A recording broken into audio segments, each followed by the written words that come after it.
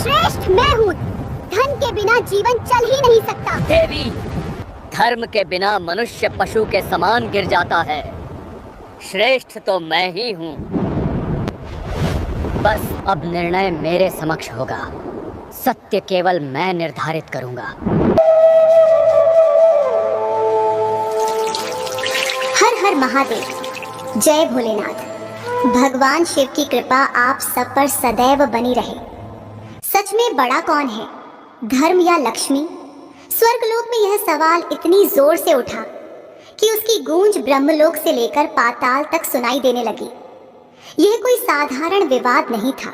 यह वह प्रश्न था जो अगर गलत दिशा में जाता तो तीनों लोकों का संतुलन हिल सकता था। अगर धर्म बड़ा निकला तो समृद्धि का मार्ग बदल जाता। अगर लक्ष्मी बड़ी निकली तो जीवन का आधार ही डगमगा जाता। स्वर्ग में अचानक हलचल मच गई।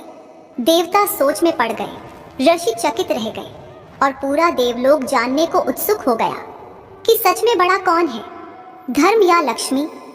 आखिर सच क्या है? और यहीं से शुरू होती है देवताओं को हिला देने वाली वह अद्भुत कथा जिसने युगों युगों तक दुनिया को सोचने पर मजबूर कर दिया। देवी लक्ष्मी, जो समुद्र मंथन से उत्पन्न हुई, जो समस्त सृष्टि को ऐश्वर्य, वैभव और संपन्नता प्रदान करती हैं, जिनके चरणों की धूल से भी राजा महाराजाओं के राजमहल रोशन हो जाते हैं। यह समझना असंभव नहीं कि उनका अस्तित्व कितना शक्तिशाली है। उस दिन वे गहरे विचार में थीं। उनके मुखमंडल पर तेज तो हमेशा की तरह अपरंपार था, परंतु इस बार उनके मुख की गंभीरता से पता चल रहा था कि वे किसी गहन निर्णय या सवाल में उलझी हैं। वे धीरे धीरे आकाश मार्ग पर विचरण कर रही थीं। उनके साथ हजारों कमल पंखुड़ियों जैसी आभा चलती थी। और तभी धर्मदेव, जो सृष्टि के नैतिक मूल्यों के अधिष्ठाता हैं, जो मनुष्य के कर्म, सत्य, आचरण, पवित्रता और जीवन के आधार स्तंभ माने जाते हैं, वे माता लक्ष्मी से मिलने आए। धर्मदेव का स्वर शांत, गंभीर और तपस्वी था। उनके शरीर से तपस्या की अग्नि की तरह दिव्य प्रकाश निकल रहा था। वे सीधे, संतुलित, निष्पक्ष और न्यायप्रिय हैं। यही कारण था कि देवता भी उनसे विमुख नहीं हो पाते। धर्मदेव ने माता को प्रणाम किया और गंभीर स्वर में कहा, माता, आपके मन में जो भी प्रश्न है उसे कहिए। आपके मुख पर गहन विचार देख रहा हूं। माता लक्ष्मी रुकी और दृढ़ आवाज में बोली, धर्मदेव, संसार का संचालन कई शक्तियों के आधार पर चलता है, परंतु एक प्रश्न हमेशा मेरे मन में उठता रहा है, क्या वास्तव में मनुष्य मेरे बिना जीवित रह सकता है? और यदि नहीं, तो क्या मैं संसार में सबसे श्रेष्ठ नहीं हूं?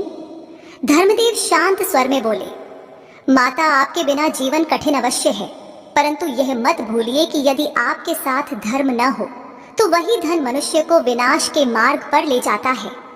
धन से सुख मिलता है, पर धर्म से शांति। धन से वैभव मिलता है, पर धर्म से मोक्ष। यह सुनते ही माता लक्ष्मी मुस्कुराई। वे बोली, धर्म तुम्हारा तर्क उचित है, परंतु यदि मैं न रहूं तो मनुष्य कंगाल होकर समाज में अपमानित होता है। धनहीन मनुष्य का सम्मान कोई नहीं करता। गरीब की कौन सुनता है? कौन उसके घर का दीपक जलाता है? कौन उसकी आवाज को महत्व देता है? समाज धन को पूजता है और मैं धन की अधिष्ठात्री हूँ, इसलिए बड़ा कौन है? इस बात का उत्तर स्पष्ट है। धर्मदेव ने तुरंत उत्तर नहीं दिया। वे कुछ क्षण मौन रहे। उनकी आंखें गहरी थीं, जैसे शांति का समुद्र हो। फिर धीमे पर अत्यंत प्रभावशाली स्वर में बोले, माता, यदि मैं न रहूं तो मनुष्य का जीवन केवल प्राण धारक शरीर भर रह जाएगा। न कोई मर्यादा, न आचरण, न सत्य, न सद्गुण, न दया। ऐसी स्थिति में धन भी पाप का साधन बन जाता है। धन से बड़ा धर्म है, क्योंकि धर्म के बिना धन का मूल्य आधा भी नहीं रह जाता। धन जीवन को सुगम बनाता है, पर धर्म जीवन को सार्थक बनाता है। अब दोनों एक दूसरे के तर्कों को सुन रहे थे, पर सहमति कहीं भी नहीं दिख रही थी। माता बोली, धर्म, तुम यह क्यों नहीं समझते कि मनुष्य भूखा रहे, पीड़ा में रहे, गरीब रहे तो वह धर्म कैसे निभाएगा? क्या खाली पेट पूजा हो सकती है? क्या दयनीय स्थिति में मनुष्य का मन सत्य की ओर जा सकता है? धन ही तो मनुष्य को स्थिर करता है। यदि मैं न रहूं तो मनुष्य का जीवन दुखमय होकर किसी श्राप जैसा बन जाएगा। धर्मदेव बोले, माता, यदि मैं न रहूं तो धन मनुष्य को अहंकारी, निर्दयी और दुष्ट बना देता है। इसी कारण संसार में केवल धनवान को श्रेष्ठ नहीं माना जाता, बल्कि धर्मी को महान कहा जाता है, चाहे वह निर्धन ही क्यों न हो। धर्म से चरित्र बनता है और चरित्र से ही मनुष्य का निर्माण होता है। बिना चरित्र वाला मनुष्य तो पशु भी नहीं, उससे भी अधम कहलाता है। अब वातावरण गंभीर हो चुका था। गंधर्वों ने गान बंद कर दिया, अप्सराएं स्थिर हो गई, देवलोक की हवाएं जैसे एक पल को थम गई। साक्षात विधान की दो धुरी, लक्ष्मी और धर्म, आमने सामने खड़े थे। दोनों ही अपने स्थान पर सत्य थे। दोनों अपने अपने युग धर्म का पालन कर रहे थे। दोनों शक्तियां सृष्टि के संचालन के लिए समान रूप से आवश्यक थीं। पर प्रश्न यह था, बड़ा कौन? इस प्रश्न ने तीनों लोकों में जिज्ञासा जगा दी। माता लक्ष्मी बोली, धर्म, इस बहस से कोई समाधान नहीं निकलेगा। कोई ऐसा चाहिए जो हमारे स्थान, कार्य और महत्व को देख सके। कोई ऐसा जो धर्म का भी झाता हो और समृद्धि को भी समझता हो। कोई निष्पक्ष और सत्यवादी। धर्मदेव ने कहा, तो चलो महादेव से पूछते हैं। उनके समान निष्पक्ष, सर्वज्ञ, सत्यवादी कोई नहीं। और दोनों कैलाश की ओर चल दिए, जहां स्वयं भगवान शिव विराजते हैं, ज्ञान, तप, न्याय और दिव्यता के स्रोत। देवलोक से प्रस्थान करके जब लक्ष्मी माता और धर्मदेव आकाश मार्ग पर आगे बढ़ने लगे, तब उनके साथ चलने वाली दिव्य आभाएं तीनों लोकों को आलोकित कर रही थी। जिस दिशा में वे बढ़ते, हवा में कहीं मंद कमल सुगंध तैरती, कहीं तपोबल की चमक उठती, कहीं घंटियों सी कोमल ध्वनि बजती। सृष्टि की दो महान शक्तियां एक ही मार्ग पर, एक ही उद्देश्य के लिए कैलाश यात्रा पर थीं। ऐसी यात्रा साधारण नहीं होती। यह वह मार्ग है जहां समय भी रुक जाता है। यह वह मार्ग है जिस पर देवता भी बिना अनुमति नहीं चलते। पर आज स्वयं लक्ष्मी और स्वयं धर्म इस पवित्र पथ पर थे। जब कैलाश पर्वत की प्रथम झलक सामने आई, तब वह दृश्य ऐसा था कि देवता भी विस्मित रह जाएं। कैलाश की पवित्र भूमि पर नंदी ध्यानस्थ खड़े थे। उनके ऊपर जमी हिम की परत भी जैसे शिव भक्ति में रम चुकी थी। जब लक्ष्मी व धर्मदेव कैलाश द्वार पर पहुंचे, तो नंदी ने तुरंत अपनी आंखें खोली और अत्यंत श्रद्धा से कहा, माता लक्ष्मी, धर्मदेव, आपके आगमन से कैलाश धन्य हो गया। नंदी ने तुरंत महादेव को सूचना दी। कुछ क्षण बाद कैलाश के गर्भ से वह स्वर आया जो युगों को भी कंपा दे, स्वागत है, आइए, भीतर पधारें। यह स्वयं भोलेनाथ का आह्वान था। जब लक्ष्मी और धर्मदेव भीतर प्रवेश किए, तो सामने भगवान शिव योग मुद्रा में स्थित थे। उनके शरीर पर भस्म की श्वेत रेखाएं हिम जैसे चमक रही थीं। जटाओं में चमकती गंगा, कपोलों पर शीतल चंद्रमा, कंठ पर हलाहल का नीलकंठ तेज, और बगल में बैठी पार्वती माता की शांत सौम्यता। पूरे ब्रह्मांड का भार मानो उसी एक स्थान पर टिक गया हो। शिवजी ने दोनों को आते ही उठकर प्रणाम किया। माता लक्ष्मी, धर्मदेव, आप दोनों ने मेरे इस स्थान को पवित्र कर दिया। आपके आगमन का कारण अवश्य कोई अत्यंत गूढ़ प्रश्न होगा। उनका स्वर शांत था, पर उस शांति में इतना सामर्थ्य था कि कोई भी व्यक्ति अपने सारे दुख भूल जाए। माता लक्ष्मी बोली, प्रभु, हम दोनों ने एक प्रश्न के समाधान हेतु आपकी शरण ली है। यह जानना है कि हम दोनों में श्रेष्ठ कौन है, मैं या धर्म? धर्मदेव भी बोले, नाथ, संसार का संचालन हमारे आधार पर चलता है, परंतु श्रेष्ठता किसकी है, यह प्रश्न अब विवाद का रूप ले चुका है। कृपा कर न्याय दीजिए। शिवजी का मुख गंभीर हो गया। उनकी आंखें बंद हुई। पूरा कैलाश स्थिर हो गया। हवा रुक गई। गंगा का प्रवाह मंद पड़ गया। कुछ क्षणों के उस दिव्य मौन में ऐसा लगता था मानो स्वयं प्रकृति उनके विचारों को सुनने के लिए ठहर गई हो। शिवजी ने मन ही मन सोचा, यदि मैं धर्म को बड़ा कह दूं तो लक्ष्मी रुष्ट होंगी, यदि लक्ष्मी को बड़ा कह दूं तो धर्म साथ छोड़ देगा। दोनों समान रूप से आवश्यक हैं, दोनों सृष्टि के आधार हैं। इस निर्णय को देने का अधिकारी मैं कैसे बनूं? महादेव के तेजस्वी मन में यह द्वंद्व आना कोई आश्चर्य नहीं था। वे सृष्टि के निर्माता नहीं, पर सबसे अधिक निष्पक्ष ज्ञानी अवश्य हैं। इसलिए वे जानते थे कि इस प्रश्न का उत्तर कोई साधारण नहीं दे सकता। निर्णय देने वाला उतना ही निष्पक्ष, धर्मपरायण और सत्यप्रिय होना चाहिए कि जिसके मन में न पक्ष हो न भय। और फिर शिवजी ने धीरे धीरे अपनी आंखें खोली। उनकी आंखों की गहराई ऐसी थी कि उसमें पूरा ब्रह्मांड दिखाई दे रहा था। वे बोले, हे माता लक्ष्मी, हे धर्मदेव, यह प्रश्न बड़ा है और इसका निर्णय कोई देवता या त्रिदेव भी बिना परिणाम सोचे नहीं दे सकता। इस सृष्टि में एक ही पुरुष है जो निष्पक्षता, सत्य, विवेक, न्याय और धर्म का प्रतीक है। वह है पृथ्वी लोक का राजा विक्रमादित्य। लक्ष्मी और धर्म ने आश्चर्य से एक दूसरे की ओर देखा। शिवजी आगे बोले, विक्रमादित्य वह राजा है जिसकी जिह्वा पर सत्य, जिसके हृदय में धर्म और जिसके मन में दया है। जब वह निर्णय देगा तब सृष्टि भी उस निर्णय का सम्मान करेगी। वही इस प्रश्न का सही अधिकारी है। पार्वती माता ने स्नेह भरा मुस्कान के साथ कहा, सच है प्रभु, विक्रमादित्य अपने आप में एक अद्वितीय आत्मा है। उनका निर्णय संसार के लिए धर्म का संदेश बनेगा। माता लक्ष्मी बोली, यदि ऐसा है तो हम तुरंत पृथ्वी लोक जाएंगे। धर्मदेव ने हाथ जोड़कर कहा, धन्य है शिव, जिनकी दृष्टि में धर्म और निष्पक्षता सदा सर्वोपरि है। शिवजी ने हाथ उठाकर आशीष दिया, जाओ, सत्य वही है जहां निष्पक्ष मन है और विक्रमादित्य का मन उसी निष्पक्षता का दर्पण है। फिर दोनों देवता प्रकाश की रेखा बनकर कैलाश से पृथ्वी की ओर उतरने लगे। उनके उतरते ही कैलाश में एक दिव्य स्पंदन फैल गया, मानो सृष्टि को ज्ञात हो गया हो कि कुछ महान होने वाला है, कुछ ऐसा जो युगों तक बताया जाएगा, क्योंकि अब निर्णय की यात्रा शुरू हो चुकी थी।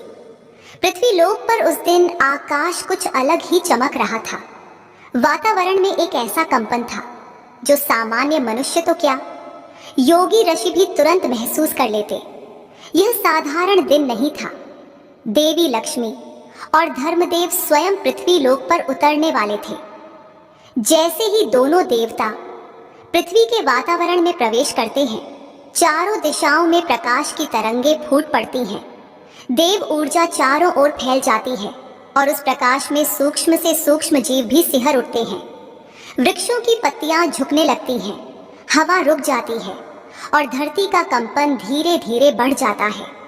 ऐसा लगता है जैसे संपूर्ण पृथ्वी उस क्षण के इंतजार में हो जहां सत्य और वैभव का निर्णायक मिलन होने वाला है। विक्रमादित्य का राज्य उस समय वैभव, अनुशासन, न्याय और धर्म का वास्तविक स्वरूप था।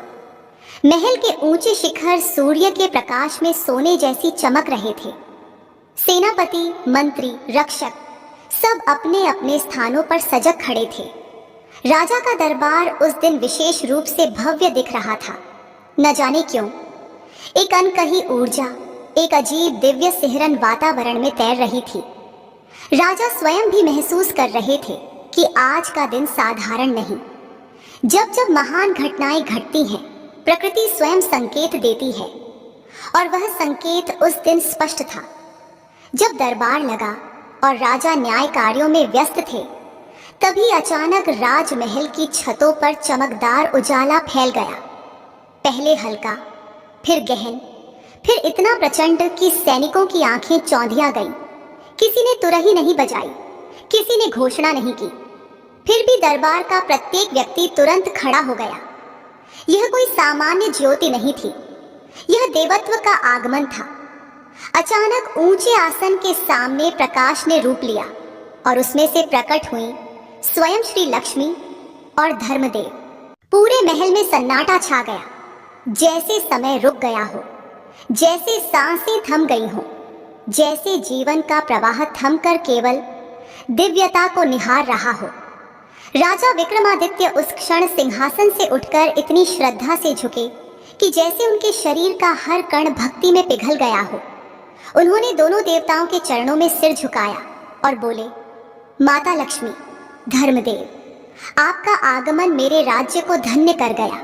कृपा कर आदेश दें, मैं आपकी सेवा में क्या कर सकता हूँ। धर्मदेव ने गंभीर स्वर में कहा, राजन, हम आपके पास एक अत्यंत कठिन निर्णय लेकर आए हैं।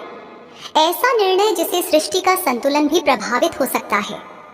लक्ष्मी माता ने कहा, राजन, हमें यह जानना है कि संसार में बड़ा कौन है, मैं या धर्म? धन बड़ा है या धर्म? इन शब्दों के उतरते ही पूरे दरबार का वातावरण भारी हो गया। यह प्रश्न साधारण नहीं था। यह प्रश्न केवल आज का नहीं, संसार के भविष्य का निर्णय था। विक्रमादित्य कुछ क्षण मौन रहे। उनके चेहरे पर वही स्थिरता थी, वही संतुलन, वही धैर्य जो धर्मशास्त्र में वर्णित आदर्श राजा के लक्षणों में बताया गया है। वह जानते थे कि यह प्रश्न बहुत बड़ा है। इसमें केवल उनके शब्द नहीं, बल्कि उनके विचार, उनकी आत्मा, उनका विवेक और उनका धर्म भी शामिल होगा। लक्ष्मी माता पहले बोल उठी, राजन, यदि मैं न रहूं तो मनुष्य दरिद्र हो जाता है। दरिद्रता मनुष्य के आत्मविश्वास को तोड़ देती है। वह समाज में अपमानित होता है, उपेक्षित होता है, तिरस्कृत होता है। मैं हूं तो जीवन में सम्मान है, सुख है, प्रतिष्ठा है, इसलिए मैं बड़ी हूं। धर्मदेव ने तुरंत उत्तर नहीं दिया। वे तब तक प्रतीक्षा करते रहे जब तक लक्ष्मी माता की बात पूरी न हो गई। फिर स्थिर और शांत आवाज में बोले, राजन, लक्ष्मी की बात गलत नहीं, परंतु यदि मैं न रहूं तो मनुष्य का मन भ्रष्ट हो जाता है। धन पाकर भी वह दुष्ट, अहंकारी, पापी बन जाता है। धर्म ही मनुष्य को मनुष्य बनाता है। धर्म ही निर्णयों का आधार है। धर्म के बिना धन पानी पर खींची रेखा जैसा है, क्षण में मिट जाता है। अब पूरी सभा की निगाहें राजा पर थीं। हर कोई सोच रहा था, अब राजा क्या कहेंगे।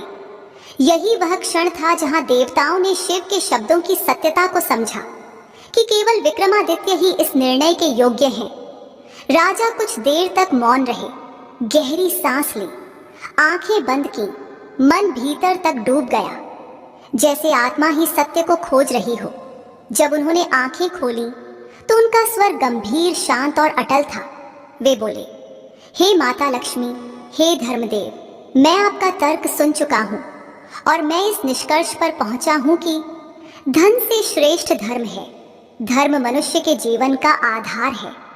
धर्म हो तो धन आ भी जाता है और चला भी जाता है, पर यदि धर्म न हो तो धन मनुष्य के लिए अभिशाप बन जाता है। पूरा दरबार सन्नाटे में डूब गया। एक ऐसी शांति जिसमें ज्ञान की गूंज थी, सत्य की दृढ़ता थी और धर्म की महिमा थी। पर यह शांति केवल कुछ क्षणों की थी, क्योंकि यह निर्णय लक्ष्मी माता को स्वीकार नहीं था। उनका चेहरा क्रोध से तपने लगा, आंखों में तेज प्रचंड हो उठा और वे गरजते हुए बोली, राजन, तुमने मेरा अनादर किया, तुमने मेरे योगदान की उपेक्षा की, अतः मैं तुरंत तुम्हारा साथ छोड़ती हूँ। अब तुम्हारा राज्य निर्धन होगा, तुम कंगाल हो जाओगे आज से। इतना कहकर वह प्रकाश में विलीन हो गई। दरबार अंधकारमय हो गया, दिए मंद पड़ गए, हवा भारी हो गई और यहीं से शुरू हुई वह महान यात्रा जिसमें धर्म की परीक्षा होनी थी और राजा की भी। लक्ष्मी माता के अंतर ध्यान होते ही जिस दिव्य प्रकाश में वे विलीन हुई थी, उसी क्षण मानो पूरे राज्य की समृद्धि भी उसी प्रकाश के साथ उठकर आकाश में कहीं दूर चली गई। वह पल ऐसा था जिसे किसी ने आते हुए नहीं देखा, पर जाते हुए हर कण ने महसूस किया। पहले महल की दीवारों की चमक फीकी पड़ी, फिर अलंकृत स्तंभों की चांदी जैसा उजाला मंद हुआ, फिर राजभवन के कोनों में भरी सुगंधित पुष्प वृष्टि अपने आप सूखने लगी। और कुछ ही दिनों में जो राज्य कभी उत्तम धन, ऐश्वर्य और वैभव का प्रतीक माना जाता था, वह एकदम सूना, खाली, शांत और टूटता हुआ दिखने लगा। महल में सेवक कम होते गए, सैनिक छूटने लगे, खजानों के कमरे खाली पड़े रह गए और एक समय जो सोने से चमकते गलियारे थे वे अब साधारण धूल से भरी जमीन जैसे दिखने लगे। राजा विक्रमादित्य यह सब चुपचाप देखते रहे। उनके चेहरे पर चिंता नहीं, केवल संतुलन था, क्योंकि उनके भीतर धर्म था और धर्म के साथ रहने वाला व्यक्ति बाहरी चकाचौंध से नहीं टूटता। परंतु राज्य के लोगों के लिए यह गिरावट जैसे किसी असाधारण, अद्भुत, दुखद घटना जैसी थी। लोग फुसफुसाते थे, राजा पर लक्ष्मी नाराज हो गई है, धन का देवस्थान टूट चुका है, राज्य पर विपत्ति आ गई है। पर राजा ने कुछ नहीं कहा। जो व्यक्ति सत्य और धर्म को अपनाता है वह कठिन परीक्षाओं से डरता नहीं, बल्कि उन्हें स्वीकार करता है। दिन बीतते बीतते स्थिति इतनी बिगड़ी कि महल धीरे धीरे वीरान हो गया। विशाल महल में अब न कोई कोलाहल था, न चहल पहल। जिस सेनापति के पास पहले हजारों सैनिकों की टुकड़ियां होती थीं, अब वह स्वयं ही सेवकों के काम करने लगा। जिस रसोई में 100 व्यंजन रोज पकते थे, वहां अब धुआं भी नहीं उठता था। इतना गिरना किसी भी राजा को अंदर तक तोड़ देता। पर विक्रमादित्य के मन में न शिकायत थी न भय। वे जानते थे यह सब माता लक्ष्मी की परीक्षा है। धन छीनने का अर्थ यह नहीं कि जीवन ही समाप्त हो गया। जीवन का मूल्य तो धर्म से है और वह उनके साथ था। लेकिन परीक्षण यही समाप्त नहीं हुआ। राज्य के खजाने खाली होने के बाद जो कुछ शेष था वह भी धीरे धीरे समाप्त होता गया और अंत में उनके पास केवल 2 चीजें बची, एक घोड़ा और एक ताश, एक तलवार। दोनों ही उनके जीवन का प्रतीक थे। घोड़ा जैसे उनकी यात्रा, उनका संघर्ष, उनका पुरुषार्थ, और तलवार जैसे उनका धर्म, उनका साहस, उनका सत्य। एक दिन जब महल लगभग खाली हो चुका था और सैनिकों ने भी सेवा छोड़ दी थी, तब राजा ने अकेले खड़े होकर अपने महल को देखा। वह वही महल था जहां कभी वे धर्मसभा लगाते थे, जहां से न्याय की ध्वनि गूंजती थी, जहां लोग सुख से रहते थे। आज वह महल मानो किसी प्राचीन स्मृति जैसा खड़ा था, सुंदर पर सूना, विशाल पर अकेला और वैभवशाली, पर अब निर्धनता से जूझता हुआ। राजा ने महसूस किया कि महल में अब उनका रहना व्यर्थ है। दरिद्र अवस्था में बिना किसी सेवक, बिना किसी भोजन, बिना किसी साधन के बैठकर दुखी होना उनके धर्म के विरुद्ध था। उन्होंने सोचा, मुझे यहाँ से निकल जाना चाहिए। धन गया, वैभव गया, पर मेरा धर्म नहीं गया। जहाँ तक धर्म है वहीं तक जीवन का मूल्य है। यह विचार आते ही राजा ने अपनी तलवार उठाई, घोड़े के पास गए और उसकी अयाल पर हाथ फिराकर कहा, हे मेरे साथी, अब हमारी अगली यात्रा शुरू होती है। देखते हैं ईश्वर का अगला इशारा हमें कहाँ ले जाता है। और वह घोड़े पर सवार होकर महल को पीछे छोड़ते हुए निकल पड़े। किसी ने उन्हें रोका नहीं, किसी ने उनके जाने की खबर नहीं पूछी, जैसे राज्य स्वयं उन्हें आगे बढ़ने का संकेत दे रहा था। लंबी यात्रा के बाद राजा को अचानक अपनी बहन का महल याद आया। भूखे पेट, थके शरीर और कमजोर अवस्था में उन्होंने सोचा, बहन के घर जाऊंगा, थोड़ी विश्राम करूंगा, कुछ भोजन मिलेगा और फिर आगे का मार्ग तय करूंगा। यह विचार जितना सरल लगा उतना ही कठोर उसके पीछे छुपा भाग्य था। जब राजा अपनी बहन के महल के द्वार पर पहुंचे तो सैनिक उन्हें देखकर चौंक गए। सामने एक राजसी व्यक्तित्व था, पर कपड़े फटे थे, शरीर पर पसीने और धूल की परत थी, चेहरा थका हुआ था। कोई भी अनुमान नहीं लगा सकता था कि यह वही महान राजा है जो कभी पृथ्वी पर धर्म का ध्वज लेकर चलता था। सैनिक घबराकर भीतर गए और रानी को बताया, महारानी, बाहर कोई व्यक्ति आया है और कहता है कि वह आपका भाई है, पर उसका रूप दर्शन ऐसा है कि विश्वास करना कठिन हो रहा है। रानी ने पूछा, कैसा दिखता है? क्या वह वास्तव में मेरे भाई जैसा लगता है? सैनिकों ने कहा, महारानी, उसके वस्त्र फटे हैं, वह बेहद थका और लाचार लगता है। वह घोड़े पर आया है, पर उसके कपड़ों और स्थिति को देखकर कोई भी नहीं कह सकता कि वह राजा है। यह सुनते ही बहन का हृदय भी संदेह से भर गया। उसने कहा, यदि वह वास्तव में मेरा भाई होता तो ऐसी अवस्था में क्यों होता? उसे महल में न आने दो, उसे घोड़ों के अस्तबल में ठहराओ। सैनिक बाहर गए और राजा से कहा, महाराज, आपको महल में प्रवेश की अनुमति नहीं है, आपको अस्तबल में ठहरना होगा। राजा ने न कोई विरोध किया न कोई प्रश्न। उन्होंने सिर झुकाया और शांत भाव से घोड़े के साथ अस्तबल की ओर चले गए। अस्तबल में घोड़ों की गंध, मिट्टी की धूल, पुराने भूसे का ढेर और उसी में एक कोना जहां राजा को बैठने दिया गया। उनके जीवन की यह पहली ऐसी रात थी जहां वे राजसी कक्ष नहीं बल्कि घोड़ों के बीच धूल और भूसे पर बैठे थे। कुछ देर बाद उनकी बहन स्वयं आई, हाथ में केवल एक सूखी कठोर रोटी लिए हुए। यह वही बहन थी जिसे उन्होंने हमेशा सुख से रखा, जिसे दुलार दिया, जिसे स्नेह दिया। पर आज वह उन्हें पहचान भी नहीं पा रही थी। वह रोटी थमाकर चली गई, मानो किसी भिखारी को दान दे रही हो। राजा ने रोटी को हाथ में लिया। उनकी आंखें नम हुई, पर चेहरे पर शिकायत की एक रेखा भी नहीं। वे बोले, माँ धरती, यह रोटी मैं खा नहीं सकता, परंतु इसे अपने भीतर सुरक्षित रख लेना। हो सकता है एक दिन मैं इसे लेने वापस आऊं और तब मैं इस अपमान का अर्थ समझा सकूं। उन्होंने रोटी को धरती में गाड़ दिया।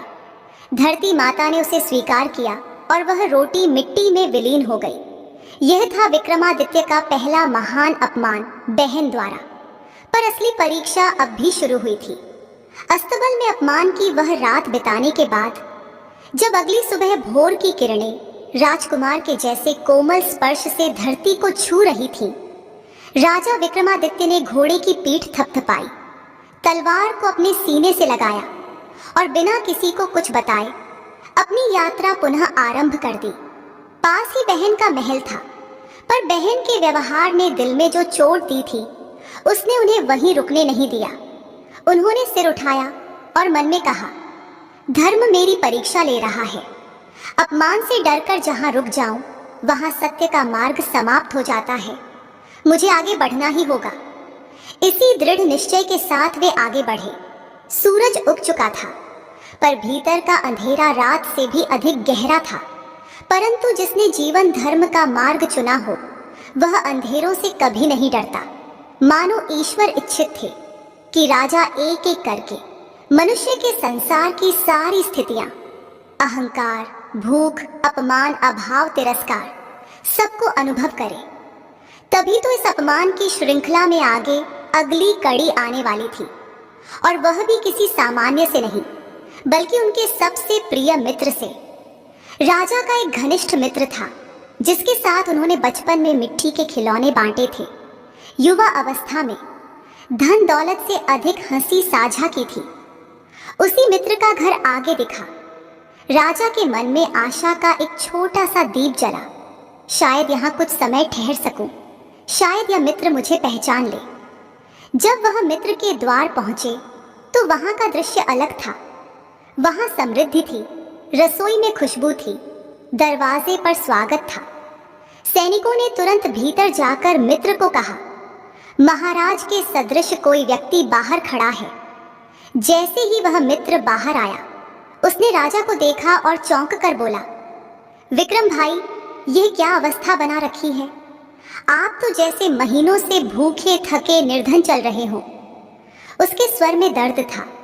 यही सच्ची मित्रता होती है, जहां चेहरा बदल जाए, हालात गिर जाएं, पर आंखें अपने ही को पहचान ले। मित्र राजा को तुरंत भीतर ले गया, घर में सम्मान से बैठाया, पानी दिया, वस्त्र बदलने को दिए और फिर कहा, भोजन तो आप यहीं करेंगे भाई। आज आप हमारे घर आए हैं, इससे बड़ा सौभाग्य क्या होगा? राजा ने मुस्कुराकर सिर झुका दिया। सोचने लगे, धन कितना भी चला जाए पर सच्ची मित्रता धन पर निर्भर नहीं होती। परंतु यह सोच मात्र कुछ क्षणों की थी, क्योंकि इस ठहराव में भी ईश्वर ने उनके लिए एक और परीक्षा रखी थी।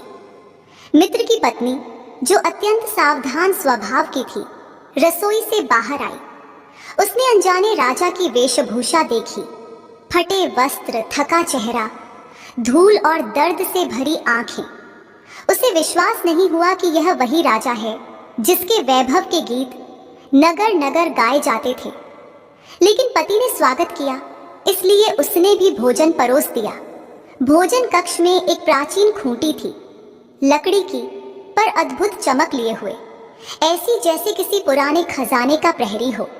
उस खूंटी पर एक नौलखा हार टंगा था, बहुत मूल्यवान, अनमोल और विरासत में मिला पारिवारिक आभूषण। खूंटी मानो उस हार की रक्षा स्वयं कर रही थी, किंतु किसी को यह ज्ञात न था कि इस खूंटी के पीछे एक दिव्य घटना छिपी हुई है, जो ईश्वर ने विक्रमादित्य के लिए निर्धारित की थी। जैसे ही राजा भोजन करने बैठे, पहला निवाला मुंह में डालते ही खूंटी ने अचानक कंपन किया। हार खूंटी से गिरा नहीं, बल्कि खूंटी ने स्वयं हार को निगल लिया, जैसे किसी अदृश्य शक्ति ने हार को भीतर खींच लिया हो। यह ऐसा चमत्कार था जिसे कोई मानव समझ नहीं सकता था, पर यह चमत्कार केवल इसलिए हुआ क्योंकि लक्ष्मी माता राजा पर रुष्ट थी और उनकी परीक्षा हर क्षण, हर घटना के माध्यम से गहन होती जा रही थी। जब भोजन समाप्त हुआ और पत्नी वापस कक्ष में आई, उसने देखा नौलखा हार अपने स्थान पर नहीं है। उसकी आंखें फैल गई। उसने तुरंत शंका की दृष्टि राजा पर डाली। हार कहाँ गया? अभी तो यहीं था, कौन ले गया? मित्र बोला, अभी तो कोई आया भी नहीं, तुम्हें भ्रम हो रहा होगा। पर पत्नी गरज उठी, नहीं, हार चोरी हुआ है। और इस घर में अभी अभी कौन आया है? यही व्यक्ति। यह निर्धन दिखता है, फटे वस्त्र पहने हुए। इसके पास ही कारण होगा हार चुराने का। यह सुनकर मित्र स्तब्ध रह गया। उसने कहा, तुम पागल हो क्या? यह मेरे बचपन का मित्र है, यह चोरी करेगा? पत्नी बोली, जहां गरीबी आती है वहां मजबूरी भी आती है, और मजबूरी के सामने रिश्ते भी हार जाते हैं। ये शब्द राजा के हृदय को बाण की तरह लगे, पर राजाओं की परंपरा है कि वे अपने अपमान का प्रतिकार नहीं करते, केवल धैर्य धारण करते हैं। यही धर्म है।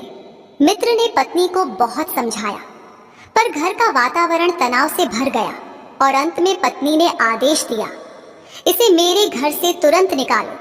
मुझे ऐसे व्यक्ति का यहाँ रहना स्वीकार नहीं। राजा ने कोई वाद विवाद नहीं किया, न कहा कि यह गलत है, न यह कहा कि यह अपमान है। वे चुपचाप उठे, तलवार उठाई, घोड़े की लगाम पकड़ी और मित्र को एक शांत दृष्टि से देखकर बोले, मित्र, तुम्हारी पत्नी का दोष नहीं, यह सब उस नियति का हिस्सा है जो मेरे लिए लिखी गई है। तुम चिंता न करो, मैं जा रहा हूँ। मित्र की आंखें भीग गईं। भाई, क्षमा करो, मैं जानता हूँ आपने चोरी नहीं की, मैं जानता हूँ आप सच्चे हैं। राजा ने उसकी पीठ थपथपाई और बिना एक शब्द कहे घर से बाहर निकल गए। अब रात गहराने लगी, अंधेरा जंगल पर उतरने लगा। राजा थके हुए थे, भूखे थे, दुखी थे, पर उनके भीतर का धर्म, उनका साहस, उनका तेज अटल था। उन्होंने एक पेड़ के नीचे घोड़े को बांधा, तलवार को पास रखकर मिट्टी पर बैठ गए। आसमान बादलों से ढक गया था। ऐसा लगता था प्रकृति भी राजा के दुख को महसूस कर रही है, मानो देवता भी इस परीक्षा को देखते हुए मौन प्रार्थना कर रहे हों। इसी रात ईश्वर की अगली परीक्षा उनका इंतजार कर रही थी। थोड़ी देर बाद दूर से किसी के दौड़ने की आवाज आई। दो व्यक्ति घबराए, हांफते, डरे हुए पेड़ की ओर भागते हुए आए। वे थे चोर। वे राजा के राज्य से चोरी करके भागे थे। पीछे सैनिक लगे हुए थे। चोरों ने भागते भागते राजा को देखा और अचानक एक योजना उनके मन में आई। आओ, इस व्यक्ति के पास चोरी का सामान फेंक दो, हमें पकड़ लेंगे, पर यह फंस जाएगा। बोलते ही उन्होंने स्वर्ण मुद्राएं, आभूषण, सोना सब राजा के समीप फेंक दिया और अंधेरे में गायब हो गए। सैनिक तुरंत पहुंचे। धन देखकर बोले, अरे यही चोर है। राजा ने कुछ नहीं कहा, न विरोध, न तर्क, न सफाई, धैर्य, मौन और स्वीकार, यही उनका धर्म था। सैनिकों ने राजा को पकड़ लिया, रस्सियों से बांध लिया, घोड़े से घसीटते हुए राजमहल ले गए। नव राजा जो राज्य देख रहा था क्रोध से भर गया। बिना कोई तर्क सुने, बिना कोई जांच किए उसने आदेश दिया, इस चोर के हाथ पांव काट दो, इसे नगर के चौराहे पर बैठा दो, ताकि लोग देखें कि चोरी का यही दंड होता है। और अगले ही क्षण राजा के हाथ पांव काट दिए गए। रक्त मिट्टी में समा गया। दरबार के लोग दंग रह गए, पर राजा फिर भी मौन रहे। उन्होंने दर्द में भी कोई आह नहीं भरी। उन्हें घसीटकर नगर चौराहे पर बैठाया गया। लोग दूर दूर से आए और बोले, देखो यही चोर है, इसी ने राजा का धन चुराया। सही हुआ, ऐसे लोगों को दंड मिलना चाहिए। पहले बहन ने अपमान किया, फिर मित्र के घर कलंक लगा। अब जनता ने चोर कहकर थूका, पर राजा ने एक भी शब्द नहीं कहा।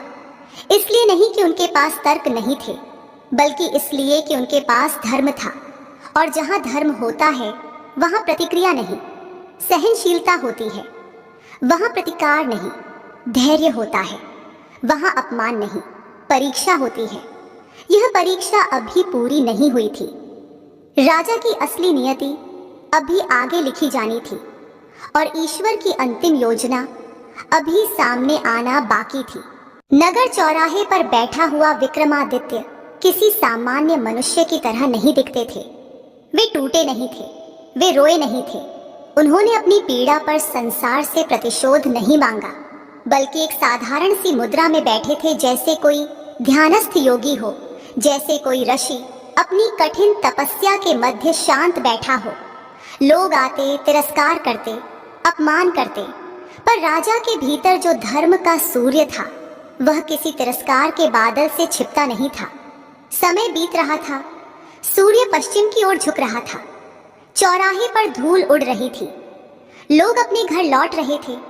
तभी उसी रास्ते से एक दुबला पतला, साधारण कपड़े पहने, थका हुआ ग्वाला आया। कंधे पर मटकी, हाथ में छोटी लाठी। उसके चेहरे पर गरीबी थी, पर आंखों में दया का समंदर।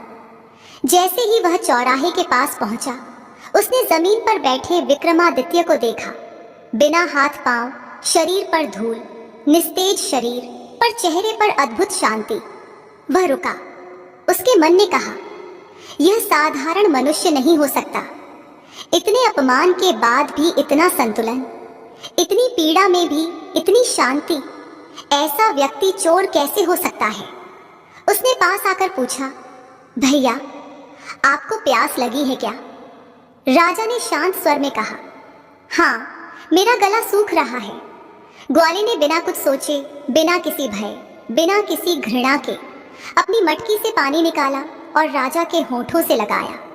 यह पानी कोई साधारण पानी नहीं था। यह दया, करुणा, मानवता और धर्म की पहली बूंद थी, जो इस परीक्षा की अगली यात्रा का द्वार खोलने वाली थी। जब राजा ने पानी पिया, ग्वाले ने कहा, भैया आपने चोरी क्यों की? अगर चोरी नहीं करते तो आज यह हाल क्यों होता? राजा ने बिना क्रोध, बिना दुहक, अत्यंत सरलता से कहा, भाई मेरे बस में कुछ नहीं था। जो हुआ वह ईश्वर की मर्जी थी। मैं किसी से कोई शिकायत नहीं करता। ग्वाला यह सुनकर हैरान हो गया।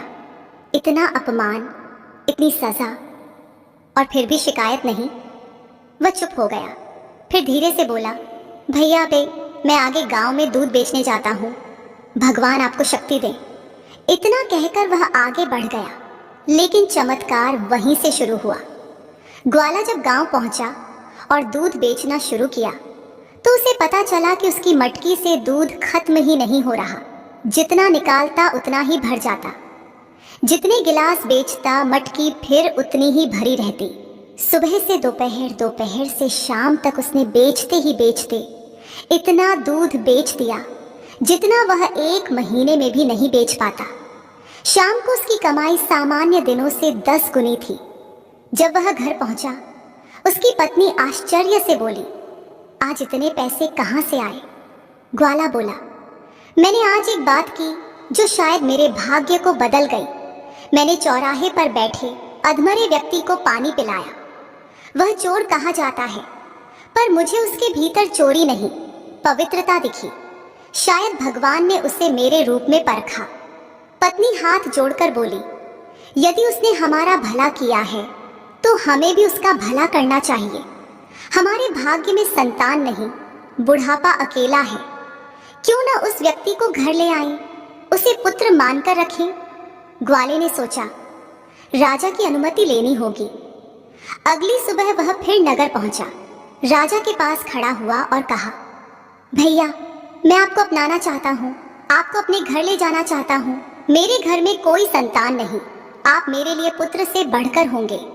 राजा ने अपनी शांत मुस्कान के साथ कहा, तुम्हारी इच्छा ही मेरा सम्मान है, परंतु राजकीय अनुमति जरूरी थी। इसलिए ग्वाला राजा के पास गया और बोला, महाराज, चौराहे पर जो अपराधी बैठा है, मैं उसे अपने गले लगाना चाहता हूँ, उसे अपने घर ले जाना चाहता हूँ। राजा ने उपेक्षा से कहा, ले जा, वह हमारे किसी काम का नहीं, बोझ बनकर बैठा है। ग्वाला तुरंत गया। लोगों की सहायता से विक्रमादित्य को उठाकर अपने घर लाया, स्नान करवाया, स्वच्छ वस्त्र पहनाए, भोजन कराया और कहा, आज से आप मेरे पुत्र हैं। राजा की आंखों में पहली बार हल्की सी नमी आई, क्योंकि पहली बार किसी ने उन्हें मनुष्य की तरह नहीं, ईश्वर की तरह देखा था। ग्वाले का घर छोटा था, पर दिल बहुत बड़ा।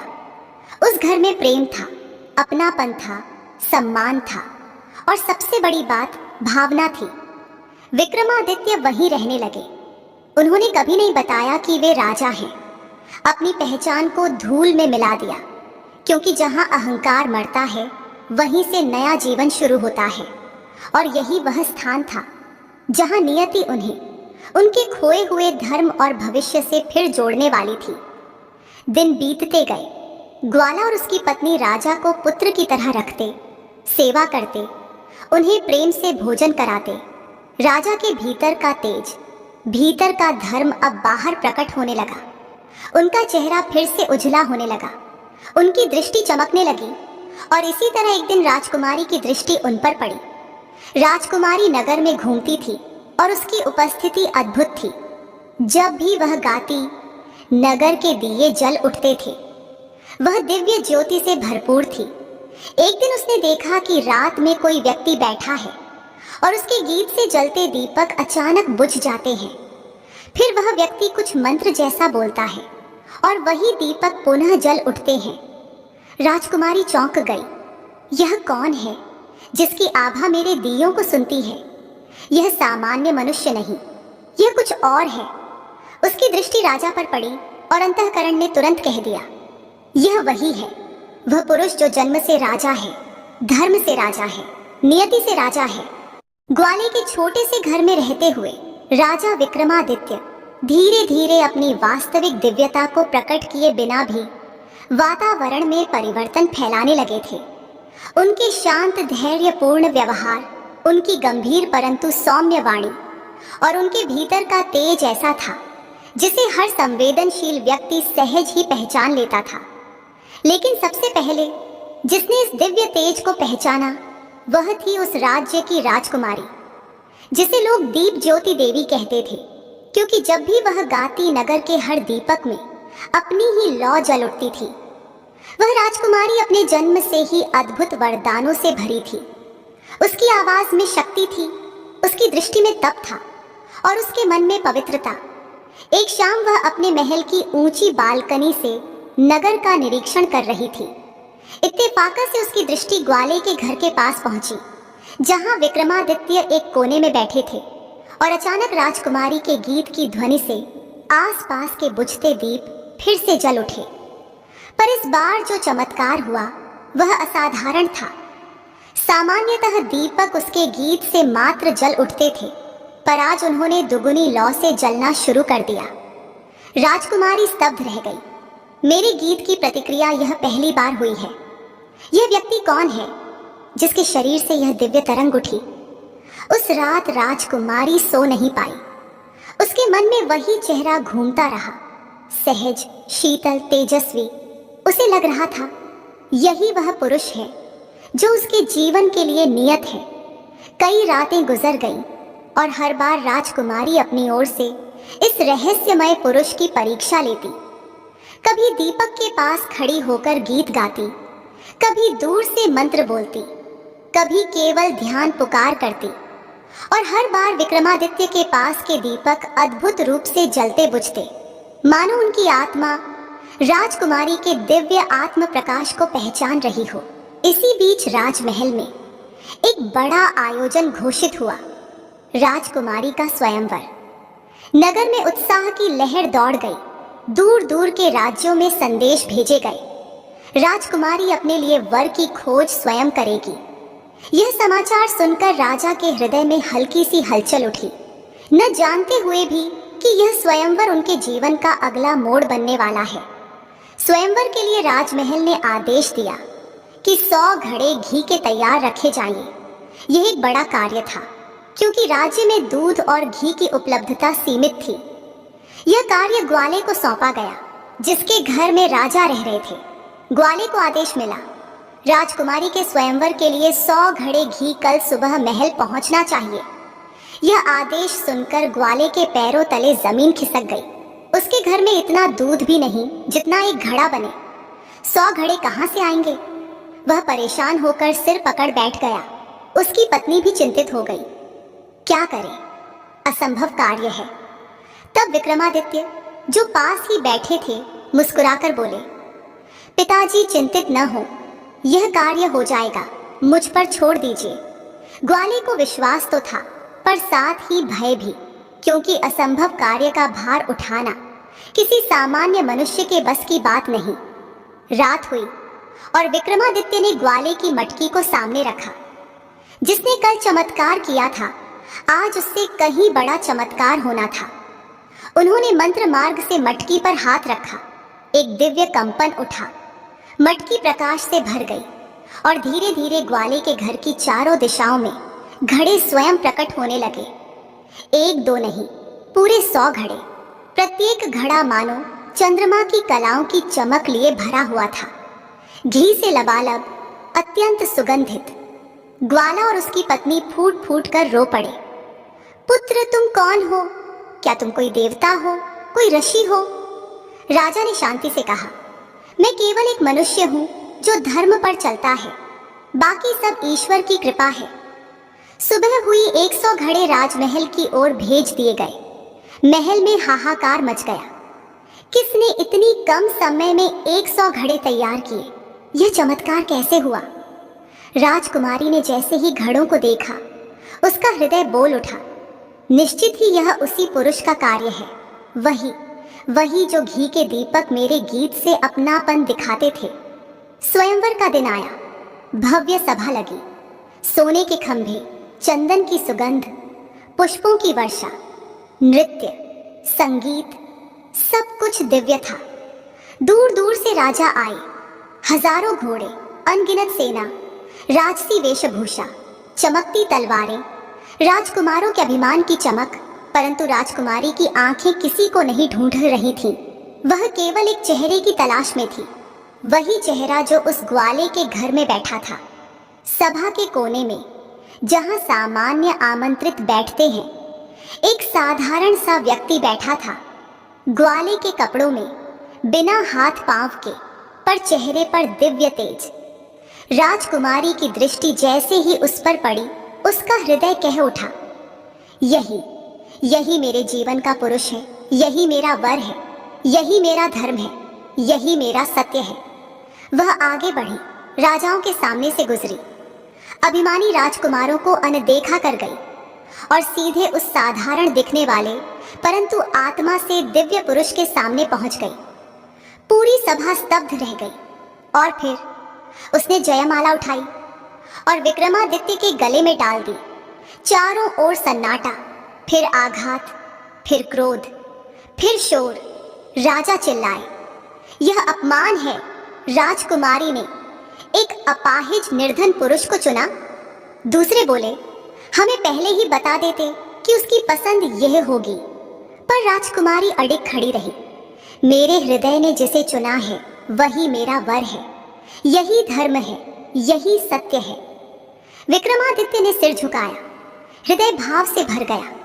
यह पहली बार था जब किसी ने उन्हें पहचानने का प्रयास किया, न धन से, न वेशभूषा से, बल्कि आत्मा से। यही वह क्षण था जिसने नियति का पहिया घुमा दिया। आगे अब उनके चमत्कारी पुनरुत्थान की शुरुआत होने वाली थी, जब तलवार, घोड़ा और धर्म तीनों एक साथ जीवित होंगे। राजकुमारी ने स्वयंवर में जिस क्षण जयमाला विक्रमादित्य के गले में डाली, उसी क्षण से जैसे संसार का प्रवाह उल्टा बहने लगा। सभा के राजाओं के क्रोध की ज्वाला बढ़ती गई, पर राजकुमारी का साहस अडिग था। वह अकेली खड़ी थी, पर उस अकेलेपन में भी उसका आत्मबल पर्वत सा स्थिर था। उसने बिना किसी भय के पिता से कहा, पिताजी, मेरी दृष्टि किसी बाहरी वेश पर नहीं रही। मैंने उस तेज को पहचाना है जो भीतर जल रहा है। मैं जानती हूं मेरा चयन गलत नहीं। राजा ने हाथ जोड़कर सब राजाओं से क्षमा मांगी और धीरे धीरे सभा शांत हुई। विवाह की तैयारियां शुरू हुई। पराडंबर, मंत्रोच्चार, वैदिक अग्नि, देवताओं का आवाहन, सब कुछ हुआ। और विक्रमादित्य, जो बिना हाथ पांव साधारण वस्त्रों में थे, राजकुमारी के साथ 7 फेरे लेकर उसके पति बन गए। यह विवाह जितना दिव्य था, उतना ही संसार से छिपा हुआ भी। विवाह के बाद जब राजकुमारी ने अपने पति को घोड़े पर बिठाया और ग्वाले के घर लेकर आई, तो वह दृश्य किसी की आंखों ने नहीं सोचा था। राजकुमारी देव कन्या जैसी सुंदर राजसी वस्त्रों में, और उसका पति एक निर्धन, अपंग, बाहरी दृष्टि से असहाय पुरुष। ग्वाले और उसकी पत्नी भाव विह्वल हो गए। हे भगवान, हमारे पुत्र के सिर पर कैसी कृपा बरसी कि स्वयं राजकुमारी उसकी संगिनी बनकर आई। घटना तो अद्भुत थी, पर समाज की दृष्टि कभी सरल नहीं होती। अगली सुबह जब राजकुमारी पास के तालाब पर आई, वहां गांव की कुछ स्त्रियां फुसफुसाने लगी, अरे, राजकुमारी ने एक अपाहिज से विवाह कर लिया, क्या यह उचित है? राजकुमारी ने अनसुना किया, परंतु तीर की तरह हर शब्द उसके हृदय को चुभता रहा। उसी दिन वह पहली बार अपने मायके राजमहल जाने की तैयारी करने लगी। वह अपने पति का सिर सहलाती हुई बोली, स्वामी, मुझे आज अपने घर जाना है। आप आराम कीजिए, मैं शाम तक लौट आऊंगी। राजा ने मुस्कुराकर कहा, जाओ, तुम धर्मपरायण हो, तुम्हारी हर यात्रा मंगलकारी है। राजकुमारी महल पहुंची, पर वहां का स्वागत प्रेम से नहीं, बल्कि आश्चर्य और उपेक्षा से हुआ। भाभियां एक दूसरे की ओर देखकर हंसती, इसने किसे चुना है? अपने योग्य वर मिल नहीं पाया क्या? घर में ही दुख उठा लिया। पहले उन्हें सुनकर राजकुमारी ने सहा, पर जब तानों की सीमा पार हुई तो वह भीतर टूटने लगी। तभी अचानक उसे पति का कहा वाक्य याद आया, सत्य को किसी प्रमाण की आवश्यकता नहीं, समय स्वयं सत्य का प्रमाण बनकर आता है। कुछ समय बाद जब राजकुमारी ने अपनी भाभियों से विनती करते हुए कहा, भाभी, मुझे थोड़ा हिरण का मांस चाहिए, मेरे मन में इच्छा हुई है। भाभियां हंसी उड़ाने लगी, तुम्हारा पति क्या जंगल में रेंगकर जाकर मांस लाएगा? हा हा हा, जिसके पांव ही नहीं है वह शिकार क्या करेगा? यह वाक्य सुनकर राजकुमारी का चेहरा सफेद पड़ गया।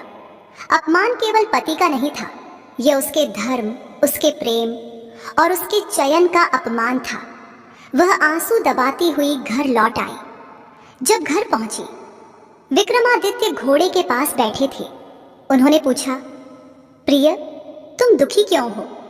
राजकुमारी ने सिर झुकाकर सारी बातें कह दी, हर ताना, हर अपमान, हर कटाक्ष। राजा शांत रहे, जैसे हर शब्द उनकी आत्मा को और दृढ़ बना रहा हो। फिर उन्होंने मध्यम स्वर में कहा, जाओ, भाभियों से कहो मेरे पति के घोड़े और तलवार दे दो। राजकुमारी चौंक गई, पर स्वामी, आपके तो हाथ पांव। राजा मुस्कुराए, धर्म किसी सीमा में नहीं बंधता, विश्वास बनाए रखो। राजकुमारी कुछ समझ नहीं पाई, पर पति की आज्ञा समझकर चली गई। महल में जब उसने कहा, मेरे पति का घोड़ा और तलवार मुझे दे दीजिए, भाभियां हंसी, ले जाओ, वैसे भी तलवार तो आजकल सिर्फ धूल खा रही है।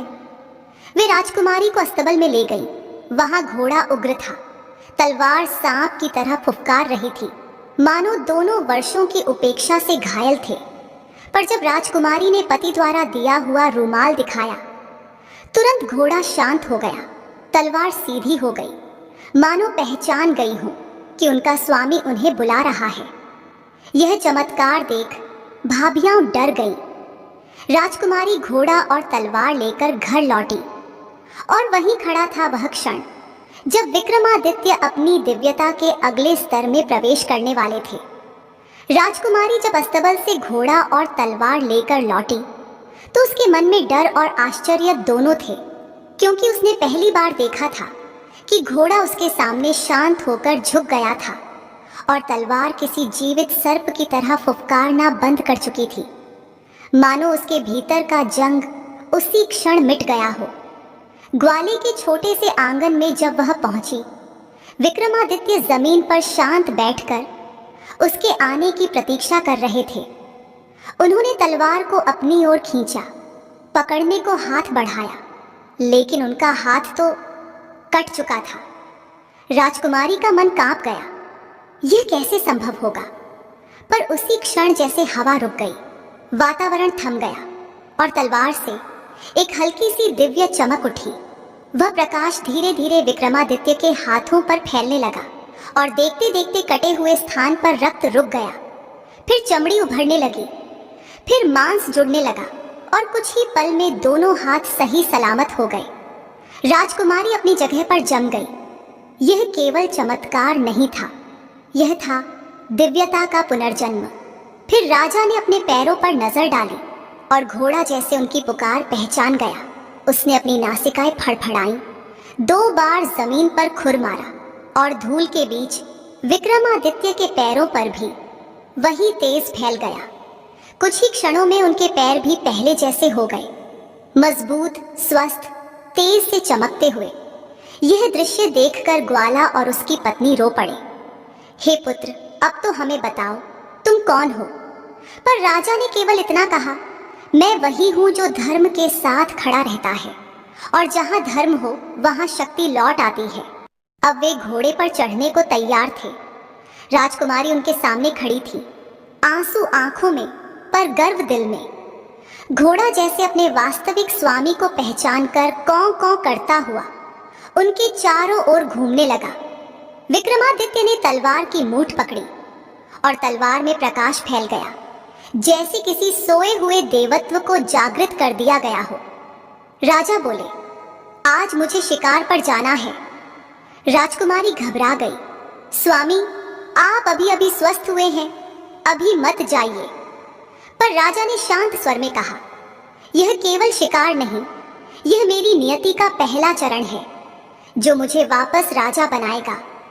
और वे घोड़े पर सवार होकर जंगल की ओर निकल पड़े। जंगल में घना अंधेरा था, पेड़ों के बीच हल्की ठंडी हवा थी और हर ओर एक अजीब सी चुप्पी। पर विक्रमादित्य को कहीं भी भय नहीं था।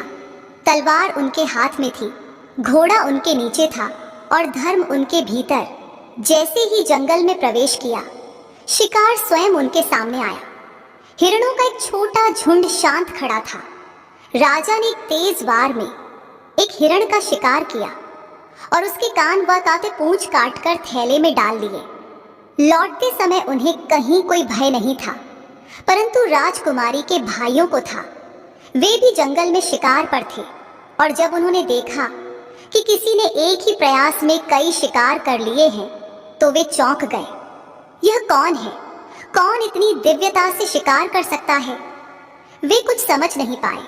जब विक्रमादित्य घर लौटे, राजकुमारी के हाथ कांप रहे थे। स्वामी, आपने कैसे? विक्रमादित्य मुस्कुराए। धर्म के मार्ग पर चलने वाले का हाथ कभी कांपता नहीं। उधर महल में भाभियां राजकुमारी पर हंस रही थीं। तेरे पति को बुला, उसका शिकार कहाँ है?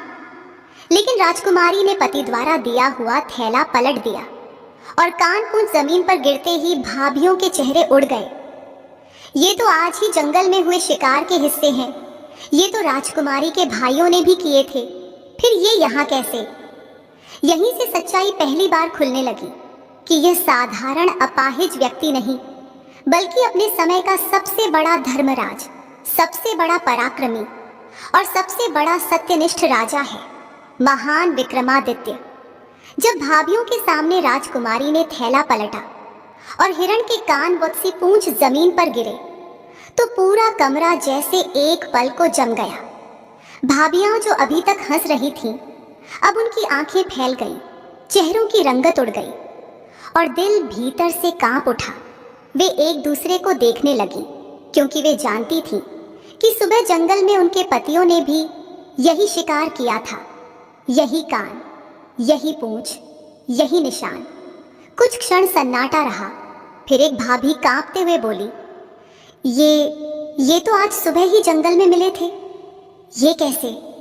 दूसरी बोली, कहीं ये वही व्यक्ति तो नहीं जिसे राजकुमारी अपना पति कहती है। तभी राजकुमारी ने दृढ़ आवाज में कहा, हाँ, वही व्यक्ति, वही जिसने मेरे जीवन का सच्चा साथ चुना है। और वह कोई अपाहिज, असहाय या निर्धन नहीं, वह वही है जिसे पहचानने की सामर्थ्य तुम सब में नहीं थी। भाभियां भीतर से टूट गईं। पहली बार उन्हें लगा कि राजकुमारी किसी साधारण मनुष्य से नहीं बल्कि किसी दैवी पुरुष से बंधी है। उसी समय राजकुमारी के भाई शिकार से लौटे। उन्होंने कहा, अजीब बात है, जंगल में कहीं भी शिकार की कमी नहीं थी, पर हमने जब भी किसी हिरण को मारा, लगा जैसे कोई अदृश्य शक्ति हमसे पहले उसी पर अपना निशान लगा चुकी थी। तभी एक नौकर ने कहा, महारानी जी, राजकुमारी आई हैं और साथ कुछ दिखाना चाहती हैं। भाइयों को जब कान पूंछ दिखे, वे दंग रह गए। ये हमारे ही शिकार के निशान हैं, ये यहाँ कैसे पहुंचे? उनकी गर्दन झुक गई। भाभियों ने डरते हुए कहा, हमने राजकुमारी के पति को ताना मारा, लेकिन यह तो असाधारण पुरुष हैं, यह कैसे संभव हुआ? राजकुमारी ने शांत स्वर में कहा, मेरे पति वही कर सकते हैं जो कोई और नहीं कर सकता। उन्होंने बिना हथियार के भी जीवन की सबसे कठिन लड़ाइयां लड़ी हैं। अगर आज वे घोड़े और तलवार से गए तो केवल इसलिए कि धर्म उनकी रक्षा करता है। यह सारा घटनाक्रम जब राजकुमारी के पिता तक पहुंचा तो उनका मन जैसे किसी गहरे पछतावे में डूब गया। वे बैठे सोच रहे थे। मैंने एक अपाहिज समझकर उस पर दया दिखाई थी, पर मेरी पुत्री ने उसमें क्या देखा? कौन सा तेज, कौन सी दिव्यता? राजा ने तुरंत संदेश भेजा, मेरी बेटी और उसके पति को राजमहल बुलाया जाए। राजकुमारी और विक्रमादित्य ग्वाले की सहायता से राजमहल पहुंचे। जैसे ही विक्रमादित्य सिंहासन के सामने खड़े हुए, वहां एक अलग ही तेज फैल गया। हल्की सी आभा जैसे चंद्रमा के प्रकाश की एक परत महल पर उतर आई हो। राजा ने उन्हें देखकर कहा, वत्स, मैं तुम्हें पहचान नहीं पाया। तुम साधारण नहीं लगते, तुम्हारे भीतर कुछ दिव्य है। मैं तुम्हारी परीक्षा लेना नहीं चाहता, केवल सत्य जानना चाहता हूँ। कौन हो तुम? विक्रमादित्य ने विनम्रता से सिर झुकाया। मैं वही हूँ जिसे संसार ने चोर माना, जिसे सैनिकों ने दंड दिया, जिसे बहन ने अस्तबल में बैठाया, जिसे मित्र की पत्नी ने चोर कहा, लेकिन वही हूँ जिसे धर्म ने छोड़ा नहीं। राजा यह सुनकर अवाक रह गए। तो तुम वही हो, वही जिसका हाथ पांव काट दिया गया था?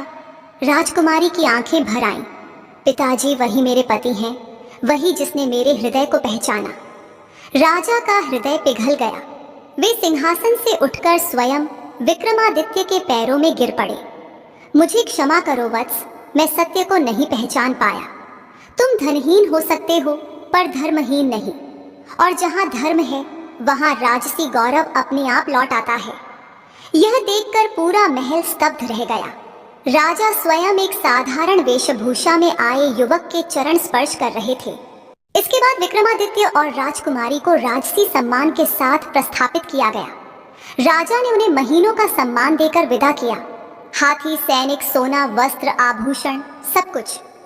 लेकिन सारा वैभव देने के बाद भी राजा के मन में एक प्रश्न रह गया। इतना दिव्य तेज कैसे आया? कैसे हाथ पांव वापस आए? कैसे एक निर्धन व्यक्ति ऐसा शिकार कर सकता है?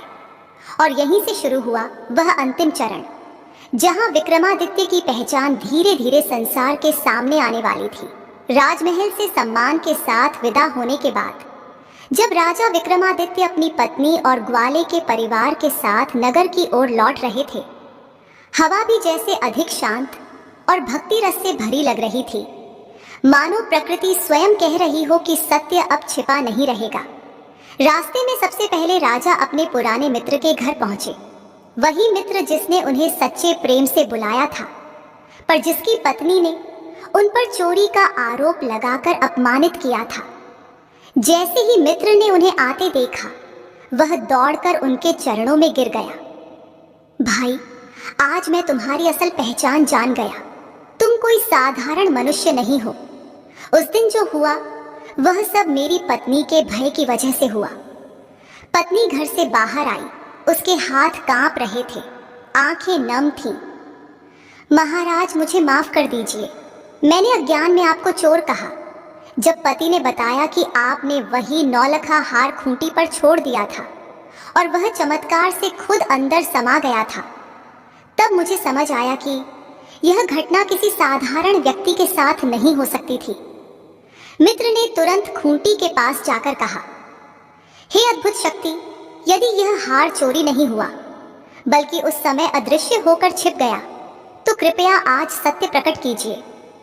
जैसे ही उसने खूंटी को छुआ, उसी क्षण वह खूंटी हल्का सा कांपी और नौलखा हार धीरे धीरे बाहर निकल आया, मानो वर्षों बाद किसी गहरी नींद से जाग रहा हो। पूरा परिवार आश्चर्य में डूब गया और मित्र की पत्नी राजा के पैरों में सिर रखकर रो पड़ी। हे धर्मात्मा, उस दिन मैंने आपको अपराधी कहा और आज पता चला कि मेरे घर में तो देवता स्वयं आए थे। राजा ने उसका हाथ उठाकर कहा, बहन, दोष तुम्हारा नहीं, लक्ष्मी माता मुझसे रुष्ट थी और उनकी इच्छा के बिना कोई भी मुझे पहचान नहीं सकता था। तुमने जो देखा वही सच समझी, मैं तुम्हें दोष नहीं देता। यह सुनकर वातावरण जैसे हल्का हो गया और राजा वहां से आशीर्वाद देकर आगे बढ़े। अब समय था अपनी बहन के घर लौटने का, वही घर जहां कभी उन्हें अस्तबल में बिठाया गया था, जहां उन्होंने सूखी रोटी धरती में गाड़ दी थी और जहां अपमान का घूंट पीकर बिना कुछ कहे चले गए थे। जैसे ही महल के पहरेदारों ने उन्हें आते देखा, इस बार उनकी आंखें श्रद्धा से झुक गई। वे दौड़कर रानी बहन के पास पहुंचे। महारानी, आपका भाई आया है, पर इस बार अकेला नहीं। उसके साथ हाथी, घोड़े, सिपाही, रथ और राजकुमारी भी हैं। वह अब साधारण अवस्था में नहीं, एक असली राजा जैसी तेजस्विता में है। बहन ये सुनकर स्तब्ध रह गई।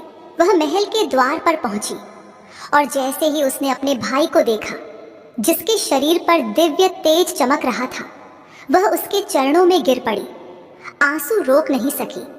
भैया, मुझे माफ कर दो। उस दिन मैं आपको पहचान नहीं पाई। आपकी अवस्था देखकर मन में संदेह आ गया था। राजा ने उसे गले लगाते हुए कहा, बहन, दोष तेरा नहीं, वह मेरी परीक्षा का समय था। फिर राजा उसे उसी अस्तबल की ओर ले गए जहां उन्होंने वह सूखी रोटी दफन की थी। उन्होंने जमीन की ओर देखा और कहा, धरती माता, मैं अपनी अमानत लेने आया हूं। धरती धीरे धीरे फटी और उसी में से वह सूखी रोटी बाहर आ गई, वैसी ही जैसी बहन ने दी थी। बहन यह देखकर फूट फूट कर रो पड़ी। भैया, यह तो असंभव है। राजा ने कहा, जब मनुष्य अपनों के साथ व्यवहार भूल जाता है, तब ईश्वर उसे दिखाता है कि प्रेम की एक रोटी भी कितनी बड़ी परीक्षा बन सकती है। बहन ने हाथ जोड़कर कहा, भैया, आज आपने मुझे सबसे बड़ा पाठ सिखाया। अपनों का सम्मान हमेशा स्थिति से नहीं, प्रेम से करना चाहिए। राजा ने उसका सिर सहलाया और महल से विदा ली। अब राजा अपनी पूरी यात्रा पूरी कर चुके थे। मित्र का सत्य प्रकट हो चुका था, बहन का हृदय पिघल चुका था और उनके हर अपमान का हर कारण धीरे धीरे धर्म के प्रकाश में बदल रहा था। और अब समय था अंतिम मिलन का, माता लक्ष्मी का प्रकट होना, जो उनके जीवन की सबसे बड़ी परीक्षा का समापन होगा। जब राजा विक्रमादित्य अपने मित्र और बहन के घर का सत्य प्रकट कर चुके, आशीर्वाद दे चुके और धर्म के मार्ग को पुनः स्थापित कर चुके, तब वे नगर के मुख्य द्वार से अपनी सेना, हाथियों, घोड़ों और रथों के साथ आगे बढ़ते हुए अपने राज्य के समीप पहुंचे। मार्ग शांति से भरा हुआ था, मानो प्रकृति स्वयं उनकी विजय यात्रा का मंगलाचार कर रही हो। राजकुमारी उनके साथ थी। उसके चेहरे पर गर्व ही नहीं, भक्ति की चमक भी थी, क्योंकि उसने अत्यंत कठिन समय में अपने पति का साथ दिया था। जैसे ही वे अपने पुराने राज्य की सीमा में पहुंचे, अचानक आकाश में हल्की रोशनी फैलने लगी। धीरे धीरे वह तेज बढ़ता गया, जैसे कोई दिव्य दीपक हवा में जल उठा हो। सैनिक घबरा गए, घोड़े रुक गए और हवा कुछ क्षणों के लिए स्थिर हो गई। तभी उस प्रकाश से एक सुगंध उठी, कमल जैसी, पवित्र और शीतल।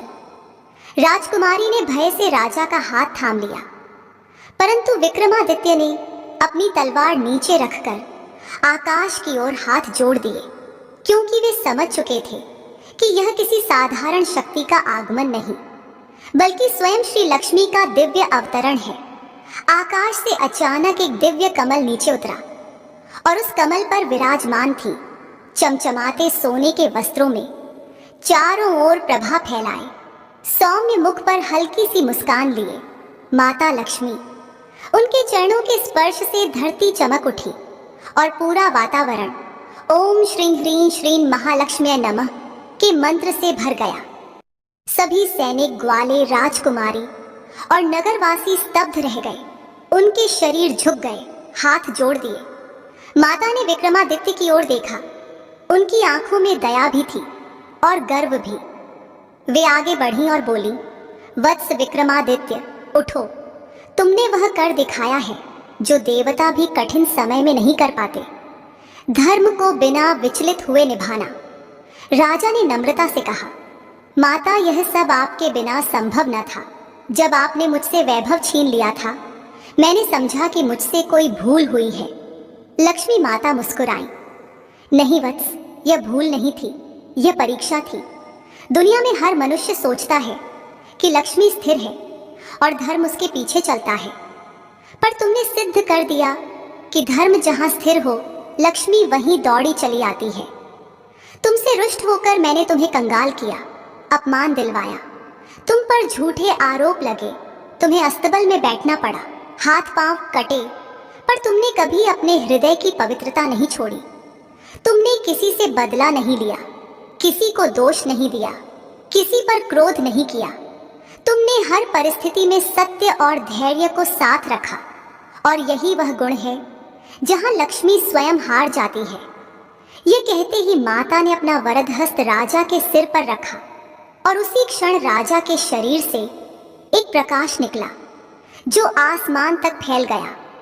उनकी तलवार चमक उठी, घोड़ा धनुर्धारी सिंह की तरह गर्व से खड़ा हो गया और हवा में घंटियों की ध्वनि गूंज उठी।